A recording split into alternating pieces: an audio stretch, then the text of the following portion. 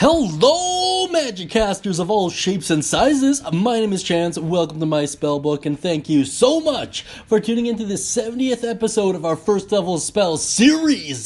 Today we're going to be taking a look at the infamous Tensor's Floating Disc, usable exclusively by the wizard and anyone else with access to their spell list, and it is found in the good old player's handbook, so we should all have access to it. This is one of my personal favorite spells, and there's an exploit that can kind of turn it into a nuke. I think it's technically a fission bomb. I can't remember the difference, so without further ado, let's take a look at its mechanics. Your cast time is the standard one action, and it can also be ritual casted for an additional 10 minutes. The range is 30 feet, the duration 1 hour, which is quite impressive. The effect at a glance: create a 3-foot diameter, 1-inch thick plane of force. It floats 3 feet above the ground and cannot cross an elevation change of 10 feet. Should you move more than 20 feet away from the plane, it will move to maintain the 20-foot distance. It has a maximum weight allowance of 500 pounds. The spell can end early if you move more than 100 feet away, which kind of makes sense. The components are somatic, material, and verbal, meaning you have to gesture with one hand, speak forth an incantation, and that material component, in case you're curious, is a drop of mercury, which is pretty cool. And the school is considered to be Conjuration, which makes sense when you really think about it. So, yeah. Without further ado, let's take a look at the description here. This spell creates a circular, horizontal plane of force, 3 feet in diameter and 1 inch thick, that floats 3 feet above the ground in an unoccupied space of your choice that you can see within range. The disc remains for the duration and can hold up to 500 pounds. If more weight is placed on it, the spell ends and everything on the disc falls to the ground. The disc is immobile while you are within 20 feet of it. If you move more than 20 feet away, the disc follows you so that it remains within 20 feet of you. It can move across uneven terrain, up or down stairs, slopes, and the like, but it cannot cross an elevation change of 10 feet or more.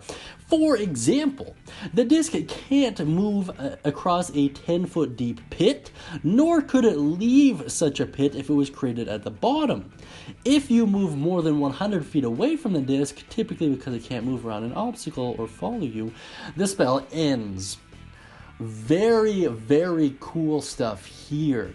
Something I would like to point out before we head into the alternative use section is that the disc will forever try and maintain that 20 feet distance, like away from you, but the cast range is 30 feet, which is very interesting when you think about it.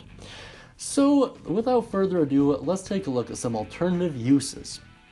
And I'll leave the game-breaking one for last because it requires a little bit more explanation, but the best ways to use this are to transport goods or to turn it into a vehicle of sorts. Either you're on a mount and you're kind of moving forward and you have a party member or two on the disc and they're kind of following you using that maintained 20 feet distance.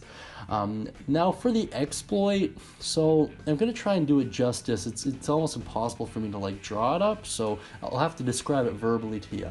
But you need some form of device that would essentially clamp down onto the disc, and your seat on said device would be about 25 feet away, 30 feet away.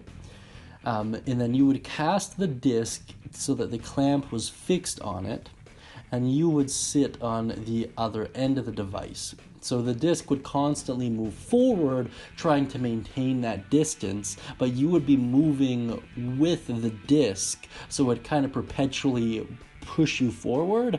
And since there's not really a specification on how quickly the disc can move, you basically just approach the speed of light and beyond, hypothetically.